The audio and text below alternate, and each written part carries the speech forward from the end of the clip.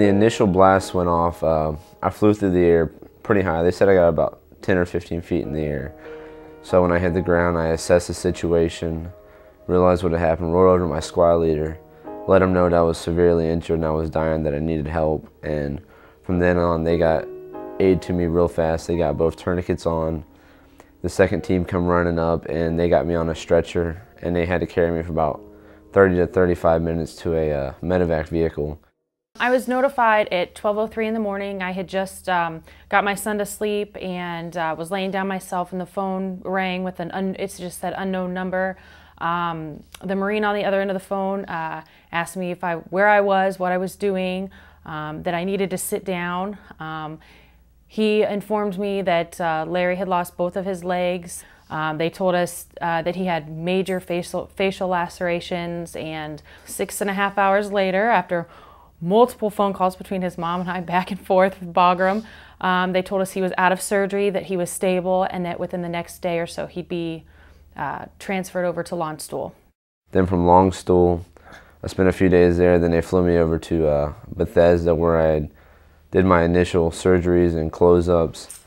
Then 2 weeks into there, they moved me over to Walter Reed, where I became an outpatient. A few days after they got me fitted and got my legs attached, I was up and walking in a walker. And once I took a couple days and got my balance together, I got rid of the walker and used 2 canes for about a month. Then I realized I didn't need them, and I threw one of them down and used the other one. Then a week after that, I got rid of that one and went to no canes. In light of where we are now, I mean, it is handicap accessible to an extent. I mean, there's a lot of things that can be changed to make it easier for me and my family to be able to help me with certain stuff. The kitchen's not as big as we'd like it to be able to move around, and the stove is gas, so it's a flame issue. Go to reach over the stove, and the cabinets are a little higher.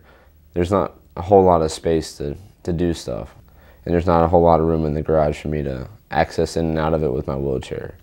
The showers and the bathrooms we have now, the one in our master bedroom, our master bath shower, I have to roll my wheelchair up to the door, lock the wheelchair, get out of my wheelchair onto the ground, and hop over to the bathtub and brace myself, one hand on the ground and one hand on the tub, and lift myself in by that way.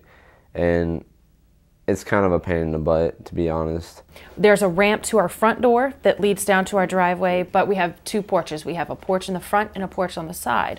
Well, neither one of them have a ramp. So if my husband were to access the sidewalk to get to my son, he wouldn't be able to get down to him. And then, of course, you have the ramp that leads into the garage, but if you have a car parked in your garage, the ramp leads right into the car. It would mean the world to me and my family to be able to find a place and have a place of our own that will make life easier for me and my wife and my family and our future kids to come. That way they can learn to deal with issues I have and be able to adapt to everything without having been brought into it later on down the road. And when Homes for Our Troops presents what they have available for our family and other families in a similar situation, it takes a huge burden off of us. You know, you think of when you're starting a life outside the military, what's your biggest burden? And your biggest burden is your mortgage. To be able to have the opportunity to be able to be a part of this and help out in any way I can, it's amazing. This country needs patriotism.